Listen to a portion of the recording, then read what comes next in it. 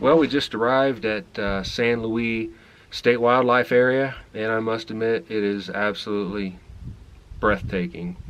We left Trinidad this morning after spending the night at the Walmart, and everything went really well there. I think this morning when I woke up I counted about 18 RVs there, so it is a popular place for RVs to park. Got a fly here bothering me. Who would expect a fly in the outdoors? And we had a little over 100 miles, 120, 130 miles I think to get here today. Beautiful drive up over a tall mountain pass. Saw quite a few peaks of 14,000 feet or more, so that was really cool. Some snow on top of them. But we are here. We're about, I don't know, 15 miles from Great Sand Dunes National Park, and we're up in the altitude, I don't know, 6,000–7,000 feet of altitude, so it's going to get cool at night. Actually, tonight's supposed to get down to 36 degrees. Let me show you what this looks like.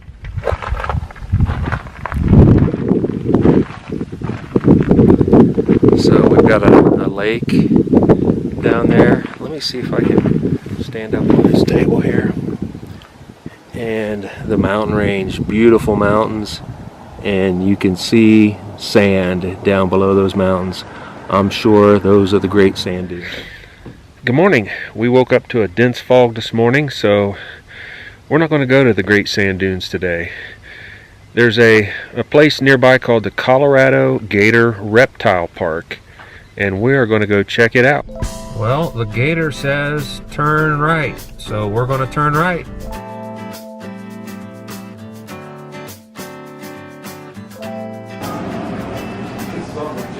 Follow the gator prints.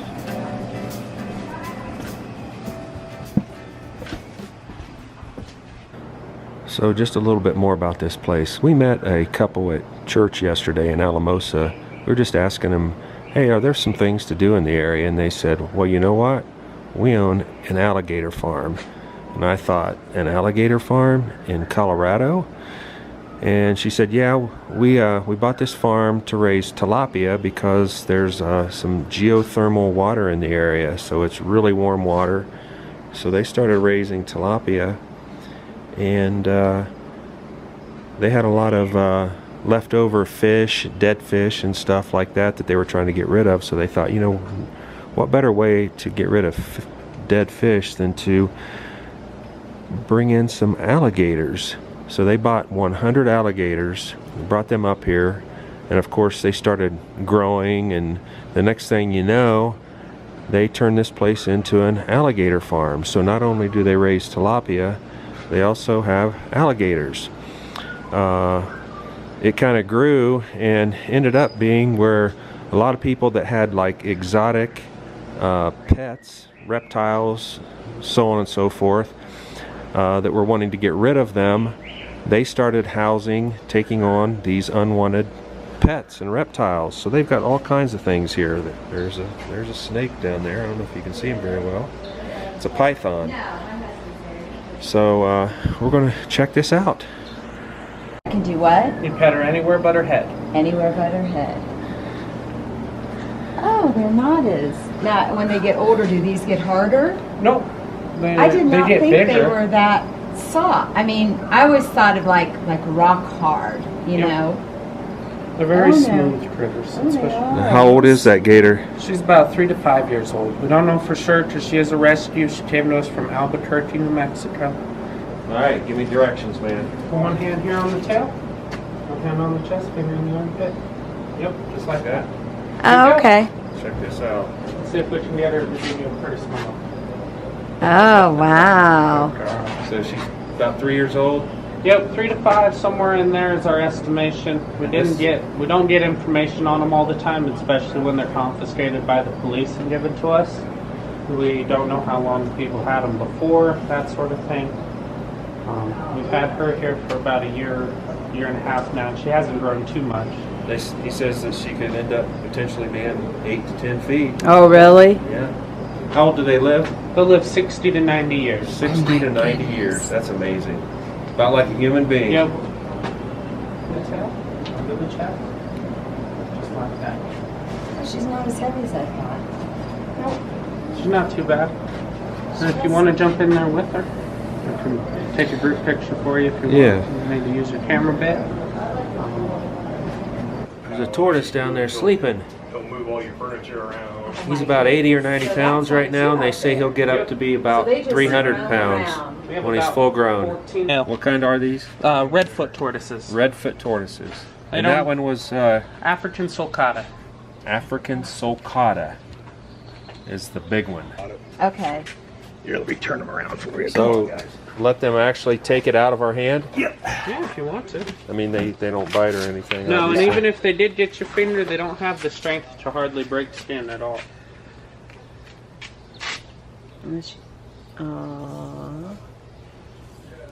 Yeah, just give that one to him, or he'll get all jealous. Here. Oh, okay. What about me?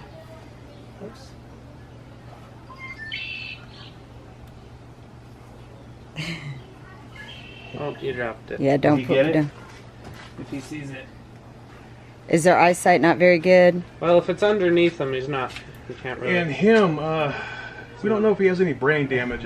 Sorry, buddy. He was out there one day and fell in the alligator, in the crocodile pit and drowned. Yeah.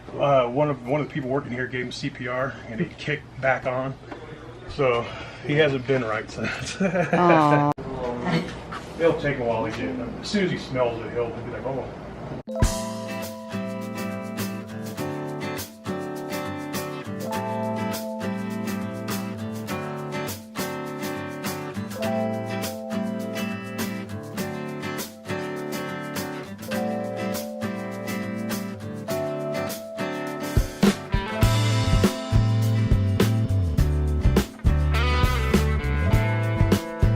That is one big snake. I think this is tilapia.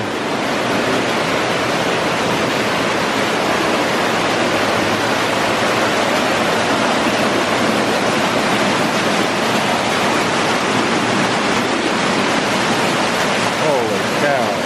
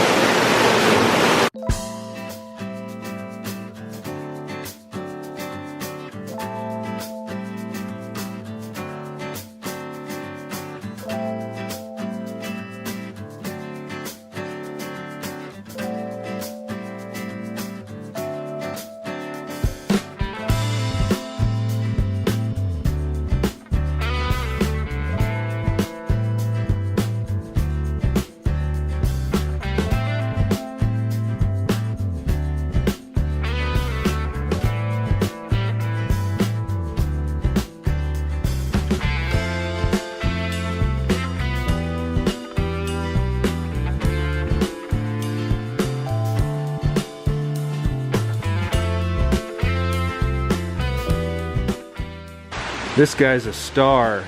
If you've seen the movie Happy Gilmore, Dr. Dolittle, Interview with the Vampire,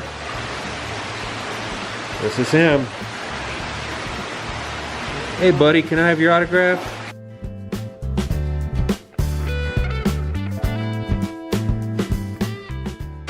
And here are some albino alligators.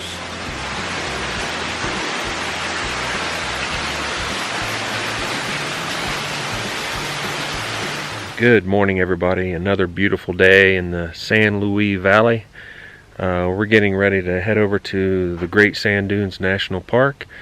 This will be our first national park on our tour of America, so we're pretty excited about it. We decided to wait until the weekend was over before we headed over there, just to beat the crowd. Not have to deal with the crowd, I should say. And today's Tuesday. Leslie's just getting back from taking the dogs out for a walk before we take off. So we're getting ready to head over and experience the national park.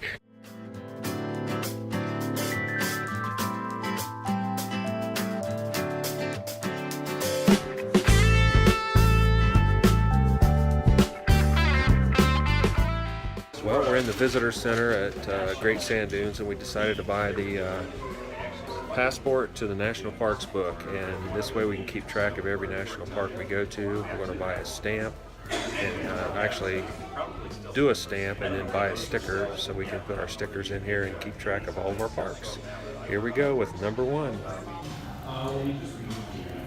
Okay. Right here, right? Yep.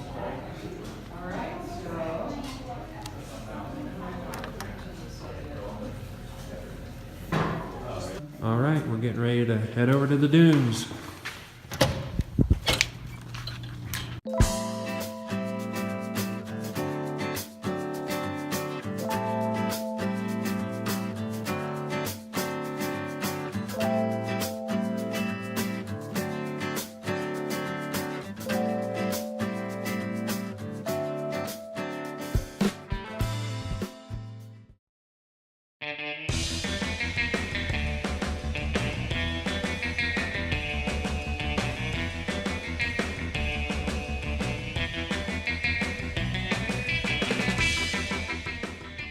Here's my first go.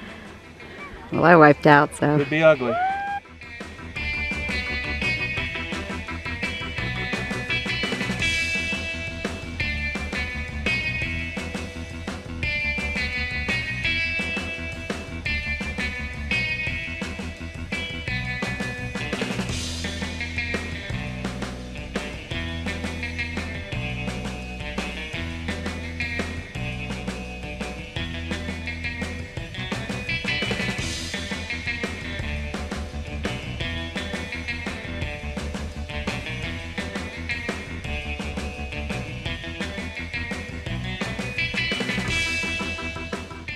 Alright, well, after a few lackluster rides down the slopes, we decided we'd do a little climbing. We'd love to be able to say we climbed to the top of this, but I don't think that's going to happen. It will. We'll do it. We can do it. By the way, we're not out of shape. We're just heavy breathers. My heart rate's only 130. It's not terrible. I use my iPhone to measure my heart rate, so good workout. We'll be at the top here pretty soon.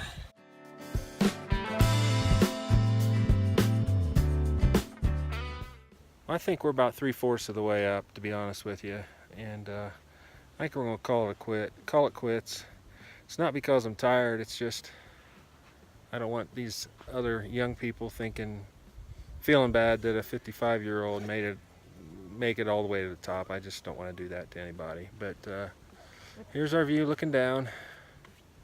Technically, this is our hill. This is the hill I thought was the very top, so it's our top. Yep.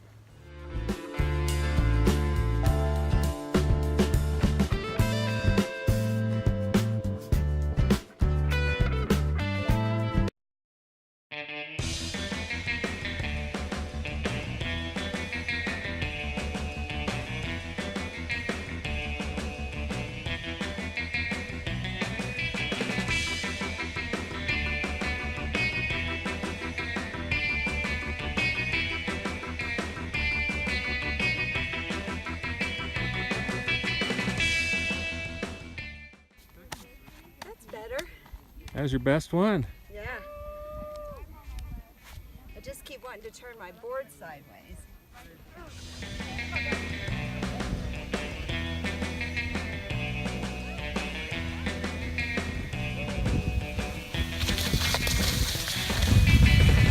Awesome.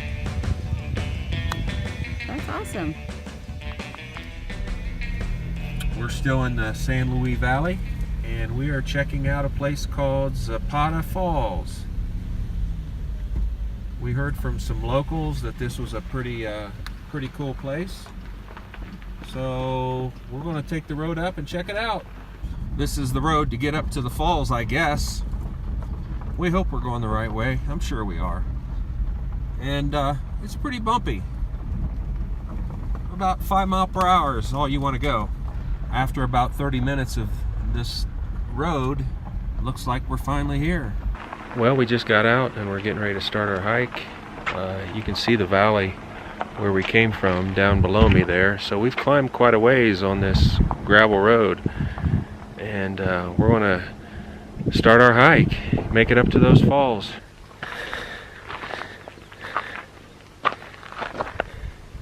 The Sangre de Cristo Mountains has 10 peaks over 14,000 feet. Well, it's getting a little more rugged. We hear water, so we must be getting near the falls. The San Luis Valley, where we've been camping, is larger than the state of Connecticut. Sets at an average elevation of 7,600 feet, and it gets less than 8 inches of rain per year. That's what you call a desert. Getting closer. So to get to the falls, we need to go up through there and then a bend to the left.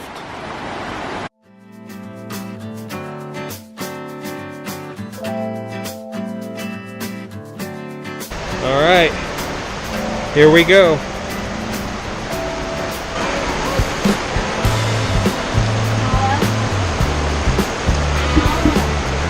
What's your dog's name? Nala. That's ours.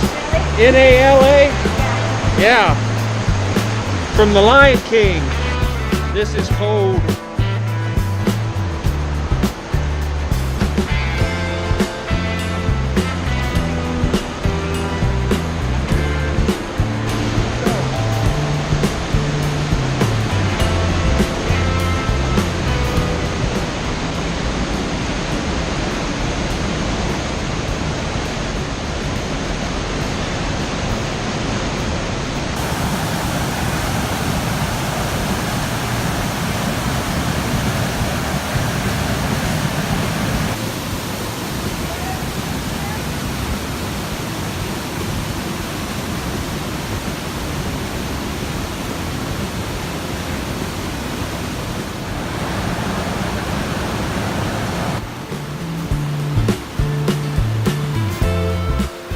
Well, that was fun.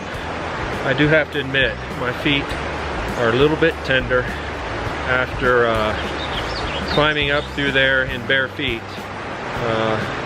But I never took a tumble, and I have dry socks and dry shoes now. Leslie can't say that. No, I took my shoes off and my feet were just too tender on the bottom for all those rocks, and I was afraid I'd cut them, so I thought, I don't care if I get my feet wet, they'll dry, so I kept my tennis shoes on. Well, it was worth the hike, and I would recommend it to anybody if you're in this area, in the vicinity of Great Sand Dunes National Park, to come up and visit Zapata Falls.